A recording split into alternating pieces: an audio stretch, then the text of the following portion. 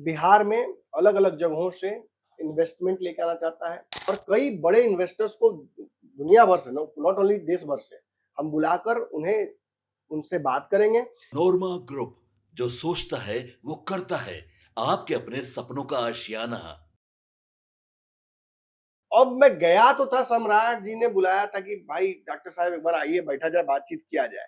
विभिन्न पहलुओं पर हमारी बातचीत भी हुई, आपने देखा भी हो, मैंने पोस्ट लिख कर दिया भी आपको। G3 यानी ग्रो ग्लोबल ग्रुप, जिसका गवर्नेंस और ग्रोथ से नाता है। इस संस्थान ने दुनिया भर के विभिन्न देशों में, चाहे अमेरिका हो, ऑस्ट्रेलिया हो, दुबई हो या और भी आसपास के देश हो भारत के, उनके साथ व्यापारिक संबंध बेहतर करने के लिए बिल्कुल प्रवासी बिहारी जो बिहार से बाहर रह रहे हैं, वो देशों में बाहर के रह रहे हैं और उनका बिहार के प्रति इतना मोह स्नेह है, तो उसे कैसे हम मटेरियलाइज कर सकते हैं। तो निश्चित ही अगर वो अच्छा कर रहे हैं वहां पर, तो उनको ये हम इनकरेज कर सकते हैं कि आइए हमारे बिहार में भी इंडस्ट्री लगाइए। बिल्कुल इसको लेकर हम विभिन्न अलग अलग देश के बड़े जो उद्योगपति हैं उनसे बातचीत कर सकते हैं। तो ये G3 जो है, इट्स एन इनिशिएटिव जो बिहार में अलग अलग जगहों से इन्वेस्टमेंट लेकर आना चाहता है, रोजगार की संभावनाएं बढ़ाने के लिए इंडस्ट्रियलाइजेशन लेकर आना चाहता है और इंडस्ट्री फ्रेंडली पॉलिसीज के लिए सरकार के पास जाकर एडवोकेसी भी कर सकता है। आज मैं वही जाकर मैं बोल रहा था उनसे कि आपने सैटेलाइट सिटी बनाने की बात की, बहुत शानदार बात है। थोड़ा सा सैटेलाइट सिटी तो बनाई है, लेकिन पिछले जो सिटीज हमारे पास हैं जिनमें अभी भी कुछ कुछ समस्याएं हैं, नल जल पहुंच गया है लेकिन कहीं सीवर की समस्या है, कहीं कूड़ा नाला है, कहीं कुछ समस्या है, कहीं क्रॉस रोड ऐसा है कि जिसकी वजह से एक्सीडेंट होते हैं। तो थोड़ा सा इनको भी, पुराने मोहल्लों को भी दुरुस्त किया जाए। आखिर पाटलिपुत्रा तो पुराना वही है। सम्राट जी ने मुझे कहा कि मैं नया पाटलिपुत्रा भी बनाने जा रहा हूँ, जिसको देखने लोग दुनिया भर से आएंगे। बहुत अच्छा लगा मुझे कॉन्सेप्ट, लेकिन मैंने कहा कि पिछले पुराना पाटलिपुत्रा भी तो, उसको भी तो कुछ करना चाहिए। उन्होंने कहा कि बिल्कुल इसको लेकर भी प्लान हम बनाएंगे। हमने इसको लेकर बैठक भी बुलाई है और कई बड़े इन्वेस्टर्स को दुनिया भर से, नॉट ओनली देश भर से हम बुलाकर उन्हें उनसे बात करेंगे कि क्या आपको हम बिहार में रियायत दे सकते हैं, क्या टैक्स में रियायत दे दें, बिजली कितनी कितनी दर से आपको चाहिए, जमीन कहाँ हम उपलब्ध करा सकते हैं। इन सब को लेकर चर्चा। मेरी चर्चा जो मैंने आप लोगों को बताई थी पूर्णिया को लेकर कि पूर्णिया में ईवी सेंटर्स बनाया जा सकता है, ईवी हब बनाया जा सकता है, नॉर्थ ईस्ट का कॉरिडोर हो सकता है पूर्णिया। इस पर बहुत लंबी चर्चा हुई और बहुत इंप्रेस्ड हुए वो। उन्होंने कहा कि नहीं, ये बिल्कुल करना चाहिए और ये होना चाहिए और जल्दी ही इस पर बहुत पॉजिटिव मुझे लगता है कि फैसला आपको देखने को भी मिलेगा।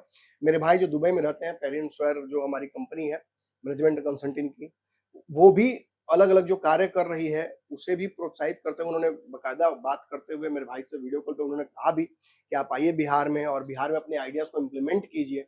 तो एक बड़ा डायस्पोरा जो बाहर बैठा हुआ, जो चिराग पासवान और सम्राट चौधरी और प्रशांत किशोर और इन नेताओं से एक उम्मीद लगा के बैठा हुआ है जी, उस उम्मीद का चेहरा तो फिलहाल सम्राट चौधरी है, जो सामने, जो कप्तान, उसी से उम्मीद भी लगाई जाती है। और सम्राट चौधरी की सहजता इतनी अच्छी थी कि इतना मैं क्रिटिसाइज भी करता रहा हूं उनको, और फिर भी उन्होंने मुझसे बुलाकर अगर बात की कि नहीं नमन जी, मैं केवल एक पत्रकार से नहीं बल्कि एक पढ़े लिखे इंजीनियर, एक एंटरप्रेन्योर से भी बात करना चाहता हूँ कि बिहार में कैसे हो सकता है और जो समस्याएं बड़ी बड़ी हैं उनको लेकर क्या आपकी सोच है। आप क्रिटिसाइज तो रोज करते हैं, आप तो रोज बोलते हैं कि उधार ले रहे हैं तो ये कर रहे हैं, वो कर रहे हैं, समस्याएं गिनाते रहते हैं, मेरी कमियां कहाँ निकालते रहते हैं।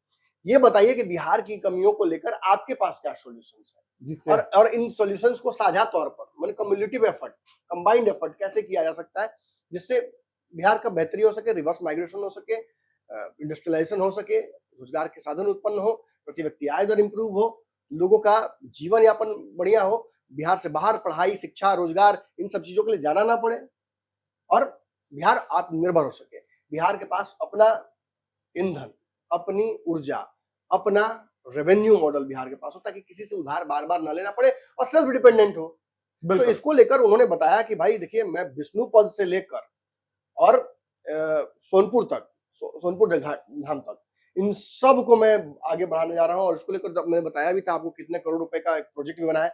इसके अलावा आपको याद होगा मैंने उनसे ये बोला कि बक्सर से लेकर भागलपुर और पूर्णिया से पटना तक, इस बीच में बहुत डेवलपमेंट करके अगर हम लोग अच्छा कॉरिडोर बना दें, पर्यटन के लिए संभावनाएं तलाश दें, जैसे रामायण सर्किट बना है और जैसे अब भारतमाला बनने वाला है, नेपाल तक जोड़ने वाला है बिहार से और बिहार के उत्तर प्रदेश तक, तो इस तरह की संभावनाओं से रोजगार ऑटोमेटिकली उत्पन्न होंगे।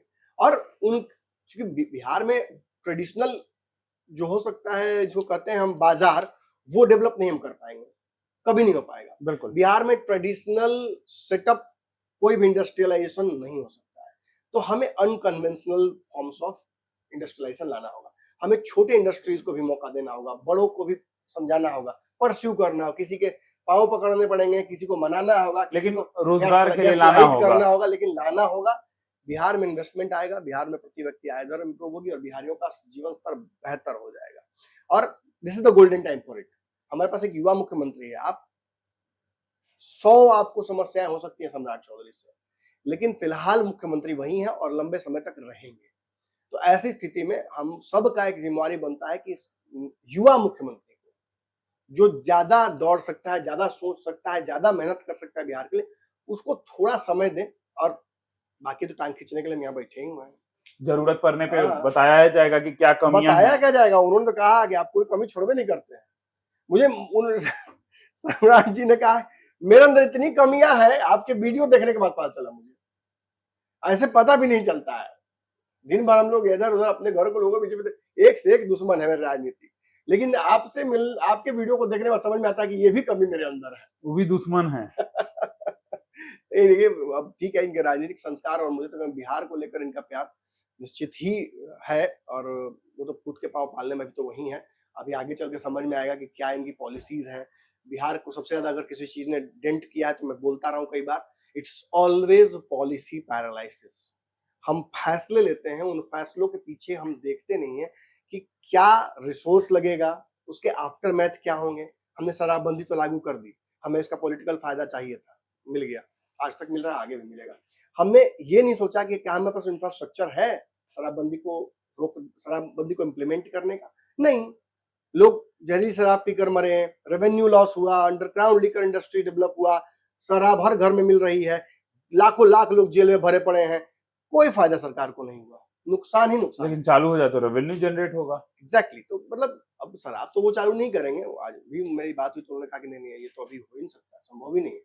लेकिन अलग अलग रेवेन्यू मॉडल्स पर बिहार सरकार काम कर रही है, बिना जनता को ज्यादा दबाव डाले हुए, प्रॉपर टैक्स कलेक्शन, प्रॉपर अलग अलग, जैसे अब पर्यटन ही है, अगर रिलीजियस टूरिज्म को बढ़ावा दिया जाए, जो कह रहे हैं सम्राट चौधरी जी, तो आप समझिए फुटफॉल कितना बढ़ जाएगा। आपके बगल में सोनपुर मंदिर में, विष्णुपद में ऑलरेडी ये हाईएस्ट फुटफॉल की जगह है, लेकिन इमेजिन कीजिए कि काशी विश्वनाथ की तरह आपके यहाँ लोग आके रहने लगे। बिल्कुल। आप इमेजिन कर रहे हैं, आपके होटल्स का अंबार लग जाएगा, रेस्टोरेंट्स का पूरा मेला लग जाएगा, टूरिज्म के चलते लोग जो आएंगे, जो इतना सारा एक्स्ट्रा पैसा आएगा राज्य में, वो कहाँ जाएगा? राज्य में ही रहेगा। हर सुई से लेकर सलाई तक सब चीज में आपको टैक्स देना। बाहर के लोग आकर पैसा जो है वो बिहार में समोसा भी कोई खाएगा यहाँ पर तो उसमें भी टैक्स देगा, तो आपको फायदा ही फायदा है। और आई थिंक सम्राट is on the right path. सपनों को हमने सजाया है, ई होम्स पैनोरामा को हमने बनाया है। ई होम्स मेरा एक सपना था जिसपे मैं पिछले 4 साल से काम कर रहा था। हमने जो बनाया है वो सबने है माना। ई होम्स पैनोरामा में हो आपका भी आशियाना।